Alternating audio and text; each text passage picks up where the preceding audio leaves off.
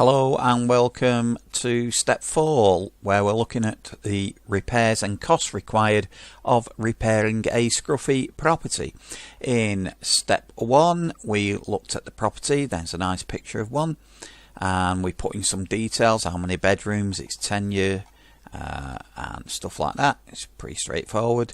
And in step 2 we looked at its rental potential, and we saw that as serviced accommodation you could make up to 4.5 times more or less what you could on a single tenancy. And then we looked at its price history, and now we're going to look at the repairs required. So how do we do this? Well, first things first, all it is simply a tick sheet. So providing you can tick a box, it's going to calculate some prices for you. So let's start as we mean to go on with the top of the house. So even say you had a look at the house and you wanted to know what state the roof was in, you could ask Google to see what they thought of it, or you could click on the back there. I don't know why I pressed that, because it's all gone wrong now, so my apologies. I will shut that down. And this is what happens when things go wrong. So all we do is click on this link,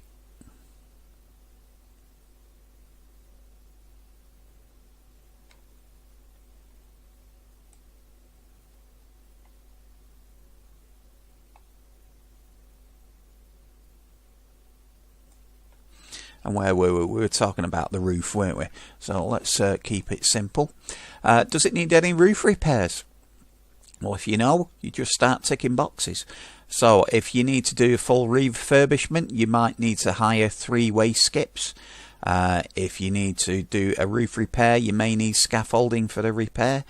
So do we need to remove a chimney stack? Do you need to replace up to 7 roof tiles? Do you need to replace the coping tiles, up to 10 of them? And if you do, so if say the roof was in bad condition, you just tick the relevant boxes and it would tot up the prices based on the information and the style of the house that you've done before. Now, where does it get these prices from? Well, basically invoices that we've paid for. So we'll have had a job done, and if the prices are in here, we've got invoices to back them up. So then we move on to the services. Does it need a gas main? Does it need a new gully including manhole to do the drains? So supposing we went in and we saw that there was a big hole in the floor like that. So what's happened here is that the washing machine has leaked over a period of time and it's rotted all the floor away. So we've taken up the flooring there and it needs new floorboards. See, this is simple. What do you think of that?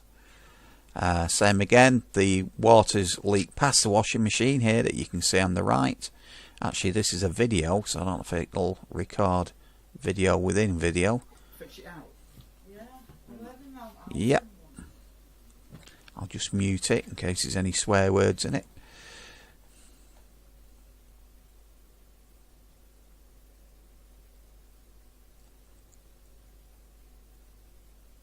Anyway, you can see things can go wrong in properties, and that's my hairy hand.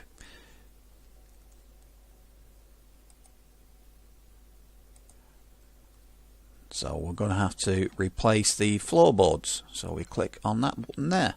And to replace the floorboards on one floor of this house is going to cost £3,000. Now obviously if you don't do all of the floorboards and it's just one room, then it's going to cost less than that.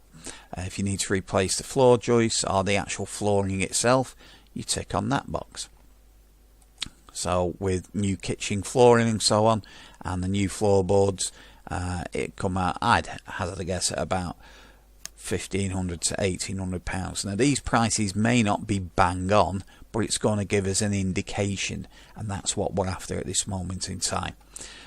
So now there's a section here that I've just gone past, and it concerns gardens and Japanese knotweed and things like that. So I'm going to stop the video now and I'm going to get some photographs that you can have a look at. Here's a picture of a slate roof where the valley gully, which is made of lead, is, well, it's worn. The tiles are broken, as you can see, and it's not very pretty. And this is one on the other side of the roof where it joins another house. Same there. This is the work on the chimneys that we'd had to do, because the chimneys were ready to fall apart. As you can see, this is a chimney before we actually got to it, where it's fractured. There's rainwater getting down the chimney, and there's all damp inside the house, and there's not much left of that chimney there. So we did some work there. Oops, gone the wrong direction. Now this is me up a half tower, but instead of looking at my shiny hat there, just look at this chimney, and you see that what looks like a pineapple growing out of it. Same again, that has to be fixed. We can't offer that to an investor at full price with these sort of things poking out. We've even got dawn on this house. I just love this job. Don't take my photo, I don't like it. Here's one where the floor joists have rotted because the toilet soil pipe has been leaking over a period of time. These beams here are made of wood, and it's just rotted away, so all of this section here will need replacing. And also the bathroom flooring, and it looks like we've broken a tile or two there. But I really wanted to show you this. This wall has been destroyed by a little plant. Well, it's little on the outside, but it's not so little on the inside of the wall, and it's called a buddleia. Now if you look here where the mouse pointer is, you will see some very large root stock, and basically it's caused by a little plant here that grows into a mighty tree. And you can see here where it's growing out of the wall, its little shoots, and it makes lovely big purple polka shaped flowers during the summer, and everyone thinks it's wonderful, but people who have the knowledge in this business are absolutely terrified of this plant, and it's called buddleia. And you probably know it better as a butterfly attracting plant, but unfortunately it's devastating on buildings and masonry. So if you've got this growing out of any wall in your house, get rid of it fast. But the really bad one to watch out for is called Japanese knotweed, and if a property surveyor spots this, chances are they may devalue your property by anything up to 20% until this pest is eradicated. And also I believe that there's new legislation that says when you dispose of it, it has to be reported and things like that. As well as it growing upwards up to 7 foot from the ground level, it also grows in the same direction downwards, and its rootstock, it's so difficult to shift, it's incredible.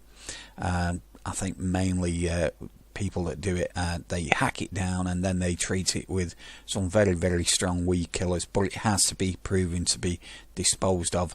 And as I said before, if a surveyor spots it, they go to task on the value of the property, and in some cases they won't even give it a valuation for finance purposes. So as we're back on this screen, basically we just tick the boxes. Now if the house is in such a bad condition that it needs a full refurbishment, that will be where we strip the property right back to basic brick. The kitchen's taken out, everything's just disposed of, we take out the wiring and everything. You click on the full refurbishment button, and we know on this property it's going to cost around about £20,000. If you have to do less than that, say replace a kitchen, you click that one and you get a price there. Same again with the bathroom. And but if you're going for a full refurbishment, and this includes a plaster skim, Obviously it wouldn't include a decoration, but if we're plastering it, we'd take it back to what's called builder's finish. Do you need to replace the boiler? Do you need to replace the whole of the central heating system? Whatever it needs, just tick the box. And the more work that we carry out, the more extensive this list will become. So we know that it needs floor joists. We know that it needs to replace the flooring. It's going to need a rewire because of the age of the building.